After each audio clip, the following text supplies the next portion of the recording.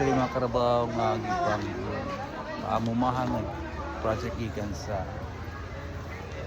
National Organic Agriculture Program. Ganito paumahan diri sa mga tao diri sa Taganaan. Dagan tayo karabaw. Ito na lang sana. Ito na lang. Try ko muna. Sige.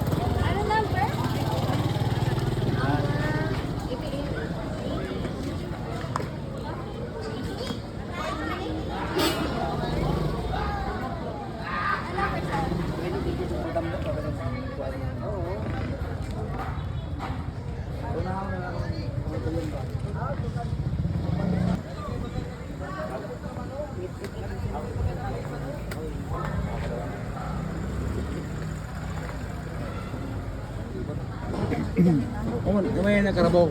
Karabaw tahatag sa Maligya. Dili ko na siya ko. Kibali sa agriculture ba? Paimahan. Agriculture for farmers. Spersal bitaw.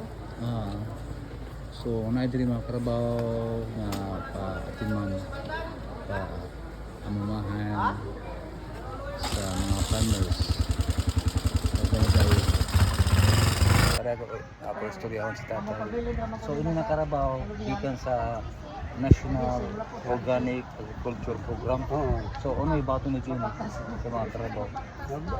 Buhiyon. Ini buhiyon.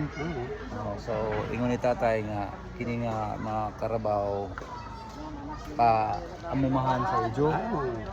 Pa amumahan sa ila og ila kini atimanon buhiyon to become productive para sa panginabuhian. Para sa ila panginabuhian as a farmer. So kini nga programa gikan sa National Organic Agriculture Program o usa diri ang lungsod sa Taganaan nga gihatagan aning mga karabaw, mga farmers sa Taganaan. So may kasulti nimo tay. Nagpasalamat ko na. Oo, dako ang pasalamat. So dako ila Ay, ini, nagpakuhan ng mga tao para liwat ka doon mga anak panggat ng makasalbar sa ato pamilya. Okay. Good. So nalipay si tatay og iya paningkamutan nga kini nga karabaw mo sanay mudaghan aron mapanginod sa alang sila panginabuhian. Salamat tay. Good luck. Salamat. Sinangayan mo tay? Sinangayan mo? Rodolfo Pagaura. Siya si Tatay Rodolfo Pagaura. Salamat tay and good luck. Nagpunta na magbalambuo. Oo. Ano mo itudo na mo? Oo. Salamat. Mukha to.